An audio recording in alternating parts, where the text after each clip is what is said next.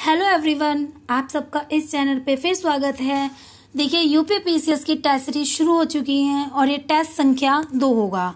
चलिए तो स्टार्ट करते हैं। हमारा पहला क्वेश्चन है, भारतीय संविधान के अंतर्गत निम्नलिखित अधिकारों में से कौन सा एक अधिकार सभी व्यक्तियों को प्राप्त है। सभी व्यक्तियों को मतलब चाहे वो नागरिक हो, चाहे वो गैर नागरिक हो या विधिक व्यक्ति हो, जैसे कि कंपनी, निगम, व्यक्ति समूह आदि सभी पर यह अधिकार लागू होगा। तो हमारा पहला ऑप्शन है विधि के समान संरक्षण का अधिकार, दूसरा ऑप्शन है भेदभाव के विरुद्ध अधिकार, तीसरा ऑप्शन है स्वतंत्रता का अधिकार, चौथा ऑप्शन है हमारा सांस्कृतिक और शैक्षणिक अधिकार। तो इसका सही उत्तर होगा विधि के समान संरक्षण का अधिकार। दोस्तों, विधियों के समान संरक्षण का अधिकार आर्टिकल 14 के अंतर्गत दिया गया है, जो अमेरिका के संविधान से लिया गया है। वहीं आर्टिकल 14 के ही अंतर्गत विधि के समक्ष क्षमता का अधिकार भी दिया गया है, जो ब्रिटेन के संविधान से लिया गया है। नेक्स्ट क्वेश्चन है हमारा, निम्नलिखित में से सर्वोत्तम किस्म का लौह-अयस्क कौन सा है। तो आपको बताना है मैग्नेटाइट, हेमेटाइट, लिमोनाइट या सिडेराइट। तो सही उत्तर होगा मैग्नेटाइट।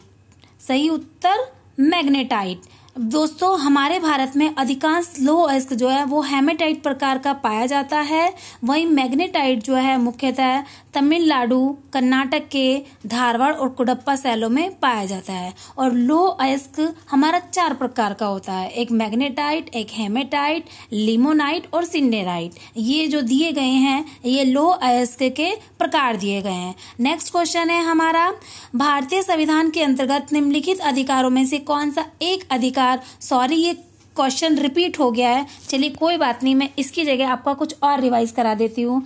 हमारा समानता का अधिकार आर्टिकल 14 से 18 के बीच दिया गया है। स्वतंत्रता का अधिकार आर्टिकल 19 से 22 के बीच दिया गया है। शोषण के विरुद्ध अधिकार आर्टिकल 23 से 24 के बीच दिया गया है। धार्मिक स्वतंत्रता का अधिकार आर्टिकल 25 से 28 के बीच दिया गया है। सांस्कृतिक और शिक्षा संबंधी अधिकार आर्टिकल 19, 29 और 30 के बीच दिया गया है। वही संवैधानिक उपचारों का अधिकार आर्टिकल 32 में दिया गया है। नेक्स्ट क्वेश्चन है हमारा, समानता का अधिकार संविधान के निम्न अनुच्छेदों में से किसके अंतर्गत दिया गया है। आपके ऑप्शन कुछ इस प्रकार हैं, तो इसका आंसर होगा हमारा सी। समानता का अधिकार जो है आर्टिकल 14 से 18 के बीच दिया गया है। आर्टिकल 14 में भी, 15 में भी, 16 में भी। आर्टिकल 14 के अंतर्गत हमारा आता है विधि के समान संरक्षण का अधिकार। आर्टिकल 15 के अंतर्गत आता है हमारा धर्म, जाति, लिंग, जन्म स्थान के आधार पर भेदभाव। वहीं आर्टिकल 16 में आता है अवसर की समानता, 17 में आता है अस्पृश्यता का अंत और 18 में आता है उपाधियों का अंत। नेक्स्ट है हमारा, निम्नलिखित में से कौन सा मूल अधिकार भारतीय संविधान में नागरिकों को नहीं दिया गया है। कि सॉरी, ये इसका क्वेश्चन का मतलब यहाँ पे यह है कि केवल नागरिकों को ही नहीं बल्कि सभी को वो अधिकार प्राप्त है। तो इसका आंसर होगा सूचना का अधिकार। दोस्तों, सूचना का अधिकार 2005 में एक अधिनियम के द्वारा लाया गया था। ये डायरेक्ट रूप से मौलिक अधिकारों में नहीं दिया गया है, बल्कि इनडायरेक्ट रूप से मौलिक अधिकारों में सम्मिलित किया गया है। नेक्स्ट क्वेश्चन है हमारा, डॉक्टर भीमराव अंबेडकर निम्न मौलिक अधिकारों में से किसे संविधान की हृदय और आत्मा कहा था।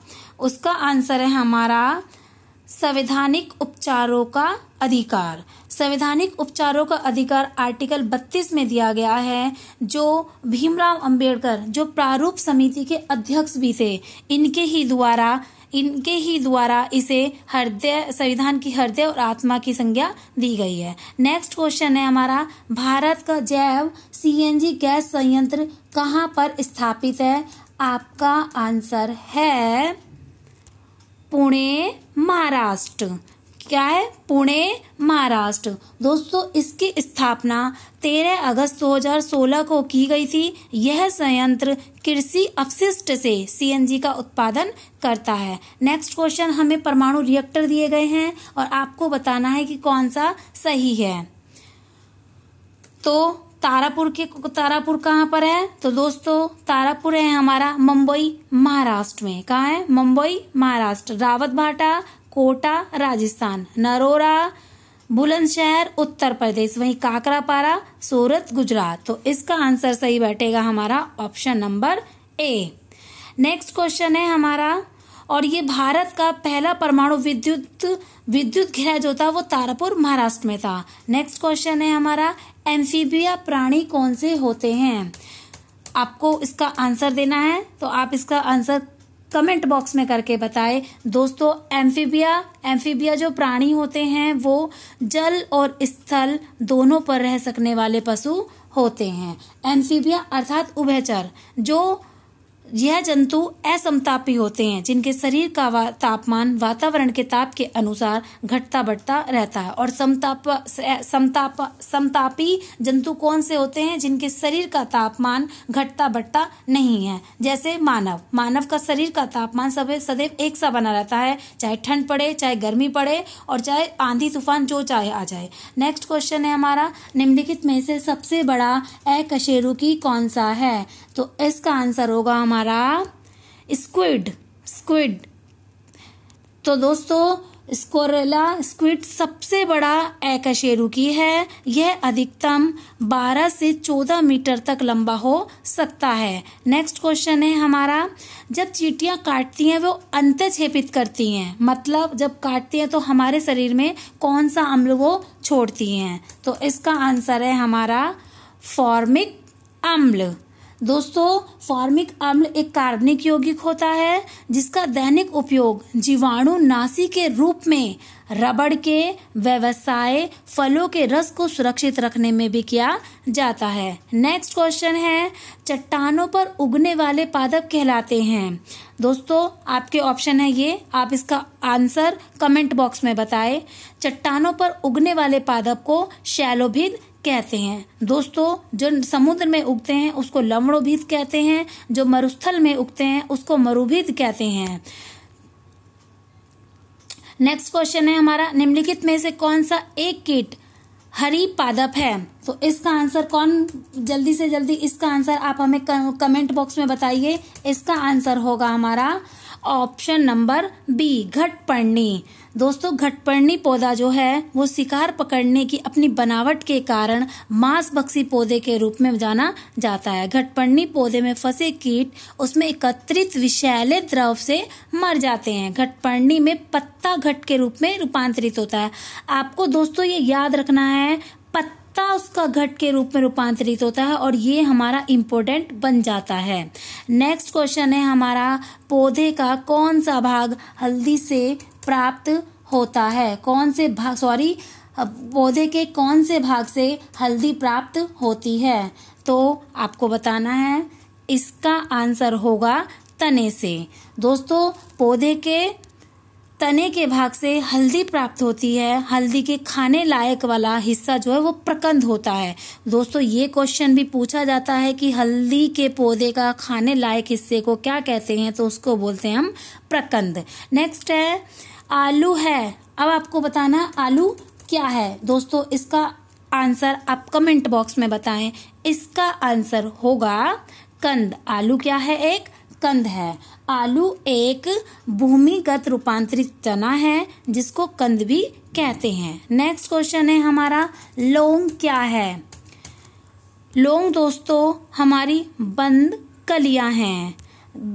लौंग बंद कलियां होती हैं। ये लौंग का जो जन्म स्थल है वो इंडोनेशिया को माना जाता है। यह एक सदाबहार वृक्ष है जिसकी ऊंचाई 10 से 20 मीटर तक होती है। नेक्स्ट क्वेश्चन है हमारा, नीचे दिए गए पौधे और उनमें खाने भाग के युग में से कौन सा सही सुमेलित नहीं है? आपको सही बताना है। आपका कौन सा इसका आंसर एकदम सही होगा। आपके ऑप्शन के अकॉर्डिंग इसका आंसर है आलू। अदरक का हम क्या खाते हैं? प्रकंद खाते हैं। प्याज का हम क्या खाते हैं? माशल पण खाते हैं। और नारियल का हम क्या खाते हैं? भ्रूण खाते हैं। वहीं आलू का हम क्या खाते हैं? दोस्तों ये आलू वाला अभी हमने पीछे भी पढ़ा था, याद कीजिए आलू पे हमने क्या बोला था। आलू का हम क्या खाते हैं? आलू एक कंद है। क्या है? आलू एक कंद है। नेक्स्ट है, लहसुन की अभिलाक्षणिक गंध का कारण क्या है? दोस्तों इसका आंसर आप कमेंट बॉक्स में बताइए क्या होगा। तो इसका आंसर होगा सल्फर यौगिक। इसके अलावा सल्फर यौगिक प्याज और सरसों के तेल में भी सल्फर पाया जाता है। और प्याज के छिलके उतारने पर हमें सल्फेनिक अम्ल के कारण आंसू आ जाते हैं। नेक्स्ट है, सती प्रथा का अंत किस गवर्नर जनरल के काल में हुआ था? आपका आंसर होगा विलियम बेंकेट के द्वारा। सती प्रथा का अंत विलियम बेंकेट ने 1829 ईस्वी में किया था। ये उसके 1829 ईस्वी में 17वें नियम के माध्यम से। वहीं यही जो लॉर्ड हमारे विलियम बेंकेट थे, वो हमारे भारत के प्रथम गवर्नर जनरल थे। नेक्स्ट है, भारत में कंपनी शासन का अंत किस अधिनियम के द्वारा किया गया था? और मुझे जहां तक लगता है ये आंसर सबको आता होगा, तो सबको कमेंट करके बताना है कि इसका आंसर क्या होगा। इसका आंसर होगा 1857 भारत शासन अधिनियम। दोस्तों जब 1857 की क्रांति हुई थी तो उस समय लॉर्ड कैनिंग हमारे वायसराय थे, और 1857 की क्रांति के बाद से भारत में कंपनी का शासन समाप्त होकर ब्रिटेन ताज के अधीन कर दिया गया था। नेक्स्ट क्वेश्चन है हमारा, भारत में कंपनी शासन का अंत किस अधिनियम द्वारा किया गया था? रिपीट क्वेश्चन हो गया है। तो आज के लिए दोस्तों इतना ही, कल मिलते हैं। आपको पसंद आया है तो प्लीज इसको लाइक कीजिए, चैनल को सब्सक्राइब कीजिए और शेयर कीजिए, ताकि लोगों को भी इस वीडियो का लाभ उठा सके। और आपका कोई भी डाउट होता है तो आप हमें कमेंट बॉक्स में बताइए। मैं आपके कमेंट का दिल से इंतजार करूंगी और आपके एक एक कमेंट का अच्छे से मैं आपका रिप्लाई करूंगी। Thank you so much.